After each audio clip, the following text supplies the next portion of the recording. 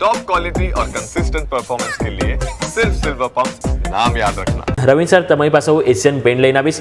Already આપણે જોઈએ તો ક્રૂડ ઓઇલના જે ભાવ વધી રહ્યા છે, તો સ્વાભાવિક છે કે આમ તો જોવા જઈએ તો નેગેટિવ અસર આવી જોઈએ, કારણ કે ભાવ વધ્યો છે તો સ્વાભાવિક છે કે એમને પણ જે અહીંયા ઓવરઓલ જે રો મટીરિયલ છે થોડું મોંઘું પડશે, પરંતુ ભાવ વધી રહ્યો છે.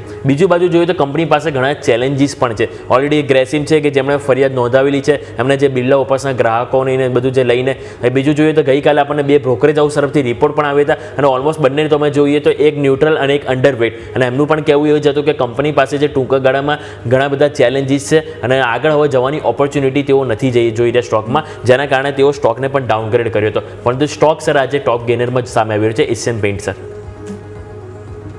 એનું રીઝન બ્લોક બિલ છે. આજે બ્લોક બિલમાં 7,700 કરોડનું ચેન્જ ઇન હેન્ડ થયું. આજે બાયર કે સેલરનું નામ નથી આવ્યું. ઘણા ટાઈમથી રિલાયન્સ ઇન્ડસ્ટ્રી છે આમાં બ્લોક બિલ દ્વારા સ્ટોક સેલ કરશે એવા ન્યૂઝ હતા. તો મીન્સ કે આજે જોવાનું છે કે આ સેલર કોણ છે આજનું. પણ જે પ્રી ઓપનમાં બ્લોક વિન્ડોમાં જે બ્લોક ડીલ ખતમ થઈ એટલે માર્કેટે એને થોડું મીન્સ કે પોઝિટિવ લીધું, કારણ કે ઘણા ટાઈમથી આ એક પ્રેશર હતું કે જ્યારે ત્યારે રિલાયન્સ અહીંયા સેલિંગ કરવા આવશે ત્યારે એક મોટી ડાઉન સાઇડ અહીંયા જોવા મળશે. તો શાયદ અત્યારે માર્કેટ એને પ્રીએમ્પ્ટ કરી રહ્યું છે. હજી કોઈ કન્ફર્મ ન્યૂઝ નથી.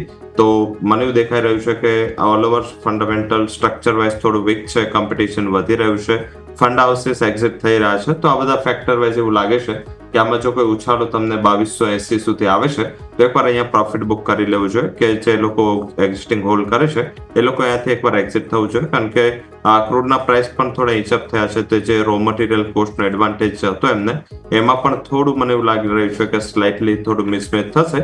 But all over situation wise મારા હિસાબે 2280-90 સુધી જે આ એક સ્ટોક જઈ શકે છે ત્યાં નફો બાંધવું જોઈએ.